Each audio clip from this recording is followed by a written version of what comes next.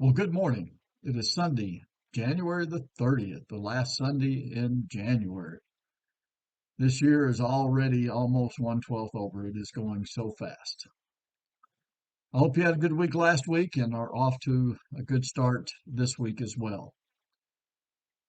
So, this past week, I've been reading a book that I bought as a result of hearing an interview on the radio one day. Can't remember what station. But the name of the book is The Good Life Method, and it is written by two philosophy professors from the University of Notre Dame up in South Bend, Indiana. And I haven't read it all. I just barely finished the first chapter. But in the introduction and in the first chapter, they lay the groundwork. And one of the things that they talk about or write about quite often is the search for truth and how Plato thought that it was very, very important to living a good life to understand the truth. And so as I was reading this chapter, it reminded me of a passage of scripture that's found in Matthew chapter 21. And in Matthew chapter 21, Jesus goes into the temple, and the chief priests and the elders of the people came up to him as he was teaching, and they said to him, "By what authority are you doing these things, and who gave you this authority?" So Jesus answered them, "I will also ask you one question, and if you tell me the answer, then I also will tell you by what authority I do these things." And so he asked him a question, and the question that he asked him was, the baptism of John, from where did it come? Did it come from heaven or from man? So they discussed it among themselves, and they said, if we say it came from heaven, then he's going to say to us, why then did you not believe him? But if we say it came from man, we're afraid of the crowd because they all hold that John the Baptist, was a prophet. So they answered Jesus, "We do not know." And he said to them, "Neither will I tell you by what authority I do these things." Now, their answer to Jesus that we do not know was not true. They knew,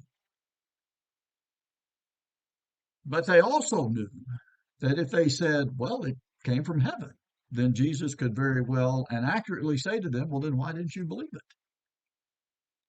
But they also knew that if they said, well, it's from man, most of the people thought John the Baptist was a prophet. And so if they said it came from man, then the people were going to be mad at him. And so they found themselves in a situation between a rock and a hard place, if you will, where they were afraid to admit that they knew what the truth was. So they lied and said, we don't know.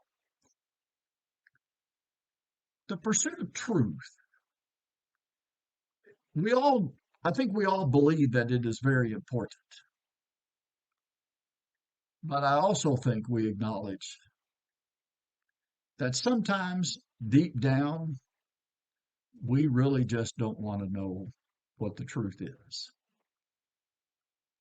And sometimes when we know what the truth is, we're like these chief priests and elders who just simply don't want to admit that we know what the truth is.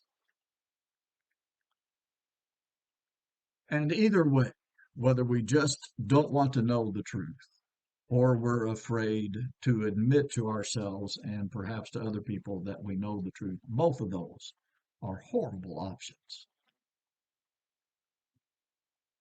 The truth will set us free.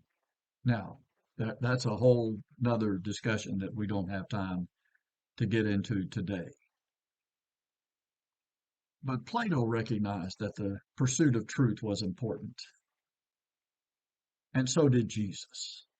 And so do most of us. We know that it is very important, and we need to, in our pursuit of the truth, we need to do our best to lay our prejudices and our biases aside and to honestly seek the truth. And then when we find the truth, be willing to change the way that we think and the way that we live. and follow the truth. I don't know where this book is going to end up, but I know where I ought to end up, and that is doing what is true, searching out the truth, and then changing my life where my thinking and my behavior follow the truth. And I would encourage all of us to do that. Well, I pray that you'll have a great week.